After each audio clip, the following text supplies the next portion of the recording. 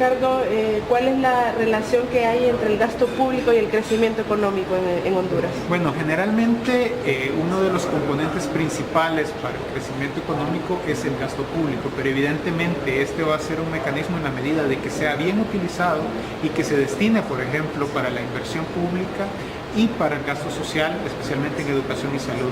Lo que está pasando en Honduras es que cuando uno compara con todos los países de América Latina, a pesar de que tiene altos niveles de gasto público, no necesariamente tiene altos niveles de crecimiento económico. Por ejemplo, Panamá tiene niveles de crecimiento económico mucho más altos de los que tiene Honduras. Y entonces a partir de aquí tenemos que empezar a observar cuáles son los elementos que hacen que Honduras no tenga mayores niveles de crecimiento. ¿Y cuáles son esos? Bueno, que es un país en el cual los niveles de pobreza siguen siendo muy altos, en el cual buena parte de la población no tiene acceso a educación, o si tiene acceso a educación es de muy baja calidad, donde las personas todavía no encuentran en los hospitales públicos todos los insumos necesarios para poder atenderse. Y en el tema de inversión pública ha venido cayendo en los últimos años. Por el contrario, uno revisa el caso de Panamá, la inversión pública ha venido en aumento. Por eso es muy importante, incluso si solo nos quedáramos en el tema de crecimiento económico, es muy importante incrementar considerablemente los niveles de inversión. Ahora, ¿cómo explicar que Honduras tiene altas recaudaciones, que hay inversión pública, pero la pobreza y el desempleo ahorita llega a 2 millones de personas?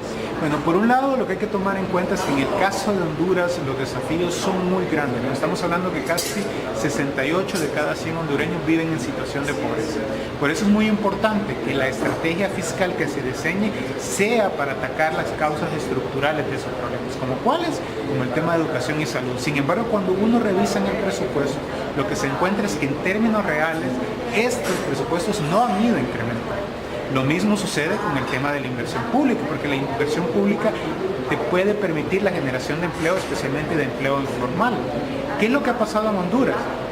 Que si bien es cierto ha habido crecimiento económico, ese crecimiento económico no se ha traducido en mayores niveles de ingresos para la mayor parte de la población. ¿Y eso por qué?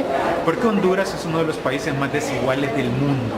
Y la política fiscal entonces en su diseño debería de buscar cómo redistribuir, sin embargo ahora no lo está haciendo. De hecho, la política fiscal en su conjunto aumenta la pobreza en Honduras. ¿Y por qué? Por la forma como se recaudan los impuestos. Por eso es muy importante que la recaudación de los impuestos debe de cumplir el principio de capacidad de pago establecido en la misma Constitución, que es quienes tienen más deben de pagar más.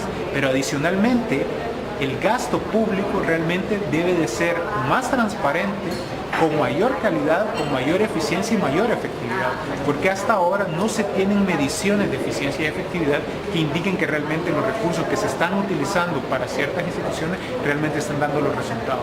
Los desafíos que tiene Honduras son muy complejos y en esos momentos es importante que se los reconozcan para saber cuál es el camino a seguir, porque posiblemente esté en la mesa un nuevo acuerdo con el Fondo Monetario Internacional. Sin embargo, hasta ahora, ¿qué es lo que se ha tenido de los resultados del acuerdo con el Fondo Monetario Internacional?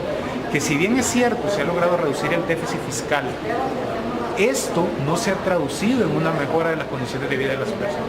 Y lo que se debe de primar en el diseño de la política fiscal es el bien común, porque es lo que establece nuestra Constitución, y a partir de ahí donde se deben de tomar las medidas para